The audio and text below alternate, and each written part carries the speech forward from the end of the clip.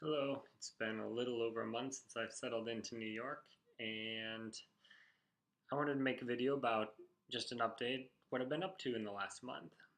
So, since I've come back to New York, I've been really busy with work mostly and just doing things for work. But when I am thinking about foreign languages and foreign language study, I have had an issue of being pulled in multiple different directions.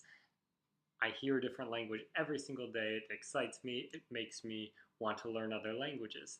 It started, part of it is good for me because I hear more of the languages that I already speak. So just in the last weekend, I've spoken French, Portuguese, Spanish, and Russian. So I found opportunities to use four different languages outside of English just over Friday, Saturday, Sunday. And so that's been really great for me, just finding opportunities. A lot of these where I went out and I play pickup soccer in the park and just end up meeting a lot of people there. And so, but also at work, different restaurants, all over the city, there are just more opportunities to use all the different languages. But I also find it to be a little bit of a distraction when I want to focus on, if I want to focus down on the languages that I know, want to just improve them and really work on continuing to learn some Mandarin and Japanese, which is probably a lifelong process before I ever get anywhere. Because right when I moved here, the first thing that struck me is right around the corner there's a giant Armenian cathedral, and they have Armenian writing outside. They have a library, which I've avoided going in because I don't want to get sucked into another language that I'm not ready to devote time to. But it was the first thing that, oh, it's right next door. It would be really great to learn Armenian. But really, I just don't have the time, and I don't actually know. I haven't met anyone who speaks Armenian yet, so I'm gonna try to resist that. The second language that came up when I was around here was Greek. I already studied a little bit of Greek, several Greek restaurants, and I heard some people actually speaking Greek together. Uh, they weren't actually in any of the Greek restaurants, just out in the street. And for a second, I was like, "Oh, I should brush up on my Greek," but no, I don't have time for that. After that, with the after that, I actually did start studying a little bit of Dutch, even though I didn't hear anyone speaking Dutch. I don't know why I did it. Probably just because I felt like I wanted to try something new with just all these other languages, and I have a Dutch book. Um, but then I had two patients at the hospital who spoke Polish, so I started switching over. And okay, well, if I want something new, I already have the 1985 Polish Asimil Something, and so I started working through that a little bit, and I'm still doing that. I enjoy Polish. I still occasionally look at the Teach Yourself Dutch book that I have, which I prefer the Asimil series with the Polish than Teach Yourself, but I still pull it out sometimes. Um, Another large language that I hear a lot in New York City is I do hear Arabic spoken, and I do have Asimil Arabic, so I've been listening to that and have enjoyed that. I try to minimize my time doing it, but I do plan on trying to learn Arabic someday. So I feel like when I feel the need to learn some Arabic, when I get that desire, doing a little bit is worth it because someday I do want to dive into it. But every time I start studying Arabic, I get into a Middle East phase where I just want to read more about the Middle East, read more about the languages, the history, and I get interested in Farsi. I think that's an Indo-European language. It would be easier. It still uses the foreign script. That would be interesting to learn. So I always go through that phase, and then I go through a phase of, well, maybe I want to learn a minority language. And Kurdish and Kurdistan and their story, for some reason, has always resonated with me. I'd like to learn more about it, but I never end up acting on that.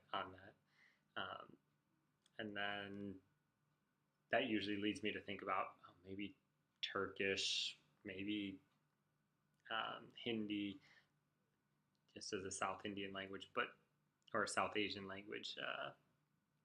So I always manage to resist that and just have to completely stop going on that down that rabbit hole because I'll never get out.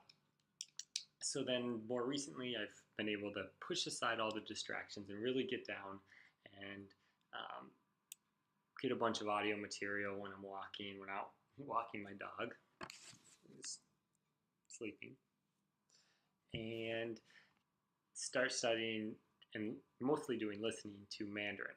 I meet a lot of Mandarin speaking people. A lot of people actually speaking in dialects of Chinese, not as much Mandarin. Even the interpreters that I use at the hospital a lot of times struggle and need a lot of clarification. Um, when I ask the patient what language they speak, they say Mandarin, but the Mandarin interpreters do struggle to communicate a lot of times, which is concerning to me. But I don't do any better. I speak a little bit of Mandarin with them when I can. But I've been focusing more on doing a lot of listening in Mandarin and Japanese, and working a little bit on writing and reading. I'm doing some link the website by Steve Kaufman for Mandarin. I've gone through the whole Who Is She series. Now I'm going to download them all and start listening to them more and try to read through them a little bit more just to get my reading speed up and my listening just to pick up the vocabulary that's it through the series. In Japanese, I've been just doing a whole lot of Japanese Pod 101. Really like their podcasts.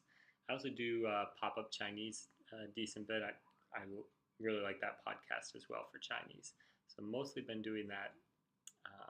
I've been doing so much reading with work that I haven't been, when I sit down and have a break, I'm usually too tired to break out my Simil Chinese textbook or John DeFrancis Chinese or the Genki Japanese series.